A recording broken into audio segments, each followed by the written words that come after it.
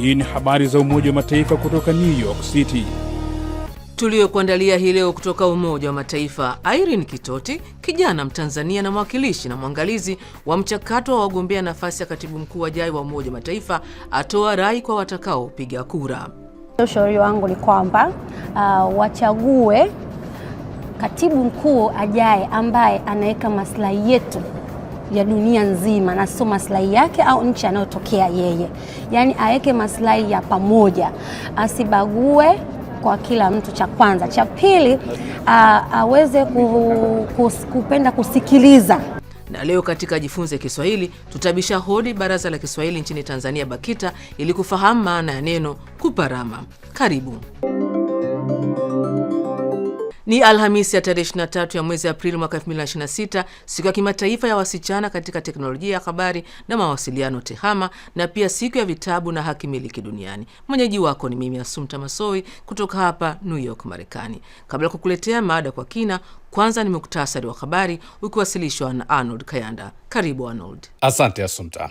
Kutokana na mafanikio ya kihistoria kwa afya ya umma ya eneo la Karibe, shirika la Umoja Mataifa la afya ulimwenguni WHO limeipongeza nchi ya Bahamas kwa kuwa taifa la hivi karibuni zaidi katika ukanda huo wa Karibe kuthibitishwa kuwa limekomesha maambukizi ya virusi vya ukimwi VVU kutoka kwa mama kwenda kwa mtoto. Mkurugenzi mkuu wa WHO Daktari Tedros Adhanom Ghebreyesus kupitia taarifa ya shirika hilo ameipongeza Bahamas kwa mafanikio haya makubwa yanayoimarisha miaka ya dhamira ya kisiasa na kujitolea kwa wahudumu wa afya. Amesema kwa kuhakikisha watoto wanazaliwa bila VVU, tunalinda mustakabali wenye afya bora na mwanga zaidi kwa kizazi kijacho.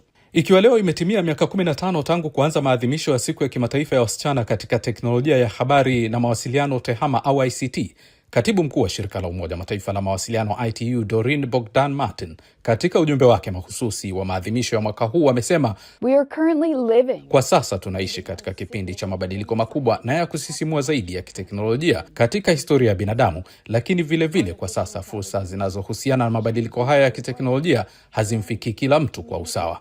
Akifafanua kauli hiyo, ameeleza kuwa wanawake wanawakilisha 35% tu dunia nzima ya wanaohitimu katika masomo ya STEM, yaani sayansi, teknolojia na hisabati, na katika nguvu kazi ya akili mnemba AI, idadi ya wanawake iko katika takriban 25%, na hivyo akashauri kuwa hizo ni ishara kwamba inahitajika kurekebisha mwelekeo huu na inapaswa kufanyika hivyo hivi sasa. Na mgogoro wa usafirishaji katika mlango bahari wa Hormuz uliosababishwa na vita vya Mashariki ya Kati umefichua tishio jipya: upungufu wa madini ya kimkakati yanayoendesha uchumi duniani kote, na sasa nchi huenda zitaanza kuhaha kuyapata. Katika mkutano na waandishi wa habari leo jijini Geneva, Uswisi, Dario Ligut, mkurugenzi wa kitengo cha nishati endelevu cha tume ya kiuchumi ya Umoja wa Mataifa kwa ajili ya Ulaya UNIS, amesema hatua ya kwanza, mbali na ongezeko la bei, bila shaka itakuwa viwanda kupunguza matumizi yake ya madini ya kimkakati na hivyo kupunguza uzalishaji, iwe ni paneli za sola, sumaku, betri na kadhalika katika siku zijazo. Mwisho wa muktasari wa habari. Kwa Asumta. Asante sana Arnold Kayanda kwa kutuletea muktasari wa habari. Hapo baadaye ni wasawa Jifunze Kiswahili na tutakuwa na mtaalamu wetu Oni Sigala kutoka Tanzania. Salia papo hapo tafadhali.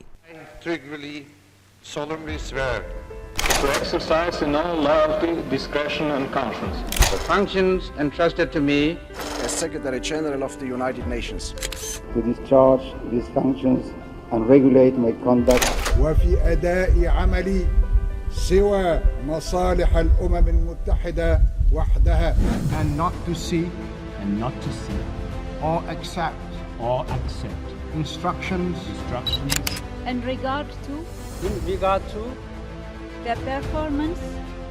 the performance of my duties from any government or other authority external to the organization.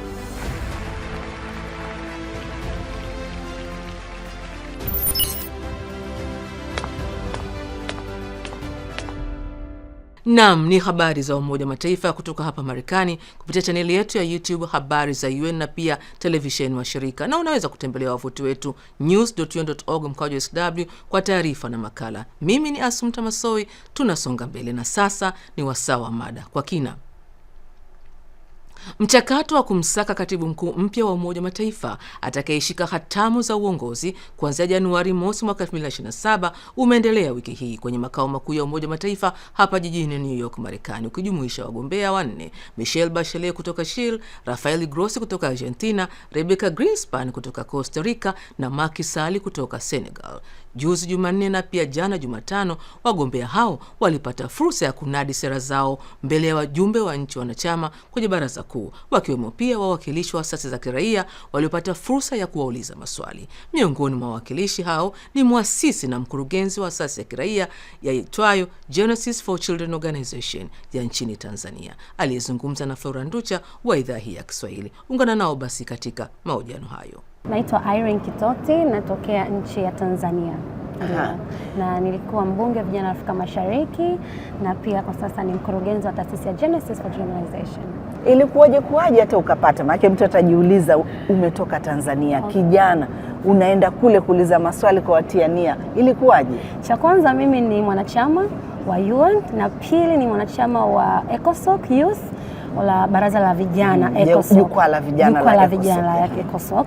Kwa hiyo sio hilo tu, niliona kutoka kwenye email pia nimejiunga na mtandao wa UN Digital Communication, mawasiliano ya kidijitali ya Umoja wa Mataifa. So nilisubscribe account yao. Mimi ni mtu ambaye napenda kutafuta fursa, sisubiri fursa zinifuate. Nilipapply since kuanzia mwezi wa pili. Kwa hiyo nikanasubiria nafasi yangu. Kwa Mungu akasaidia, weekend iliyopita nikachaguliwa kuwa mmoja wapo. So nilifurahi sana kwa sababu walituambia kwamba maswali yako ndio atakayokufanya wewe kuweza kupita. So wale maswali niliyoandika pale, yale maswali ndio yakanifanya mimi nipite. Hongera sana kwa hilo. Na unawakilisha vijana kutoka Tanzania. Ina maana umebeba bendera ya vijana wa Tanzania. Ndio. Maswali yako ni yapi? Maswali yangu ni mawili. Swali la kwanza lilikuwa ni jinsi gani ataweza kuwalinda watoto kwenye maeneo yenye migogoro na vita na kuhakikisha uwajibikaji kwa wanaokiuka haki za watoto. Hilo lilikuwa swali langu la kwanza kwao. Atafanyaje UN, Umoja wa Mataifa, kuwezesha kufanikisha hilo? Na la pili? La pili lilikuwa watoto wengi wasio na hatia wanakufa kila siku katika mizozo. Je, atafanya nini kama katibu mkuu kushughulikia janga hili liishe? Kwa sababu kama mnavyojua, kukiwa na political interference, kukiwa na uingiliaji wa kisiasa pamoja na vita, kukiwa na nadhani unajua hata nchini kwetu tunafanya census, ndio? Kukiwa na watu wengi sana, maana elimu sio tu ya mtoto mdogo, elimu ni ya watu wote. Kwa nchi kama nchi yoyote ile itakuwa inashindwa kumpa yule mtu ambaye anahitaji kupata elimu akakosa uhuru wake. Lakini kusipo kuwepo na hivi vitu, je, atafanyaje kuwaeleza Umoja wa Mataifa kuweza kukabiliana na hivi vyote? Kwa mfano nadhani unaona nchi zingine zina vita, mfano huko siwezi kupataja sana, lakini ni kwamba je, wale watoto, wale vijana, hasa vijana, scholarships zao na wako vioni, wanasomaje? Hawana uhuru wa kwenda shule, hawana uhuru wa kuingia vioni. Kwa hiyo atafanyaje ili kuweza kulitatua hili, ili tuweze kupata uhuru wa elimu kwa haraka? Yes. Na mchakato huu wote, pamoja na kwamba sasa wanaelezea nia zao na kuelezea jinsi gani wataongoza Umoja wa Mataifa, mwisho wa siku nchi wanachama watapiga kura sasa kumchagua huyo katibu mkuu ajaye miongoni mwa wale waliotia nia. Sasa kwa hao nchi wanachama watakaopiga kura, wewe unatoa wito gani kwao? Unataka nini wazingatie wakati wanafanya maamuzi ya nani wanamchagua?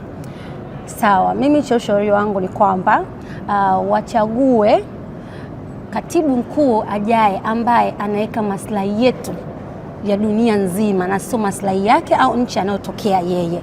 Yaani aweke maslahi ya pamoja, asibague kwa kila mtu, cha kwanza. Cha pili, aweze kupenda kusikiliza na sio tu kuletewa mezani na kusema kufanyia kazi, lakini aweze kufanya meetings na mikutano mingi na vijana pamoja na watu wote dunia, sababu katibu mkuu, nafasi ya katibu mkuu anawakilisha dunia nzima.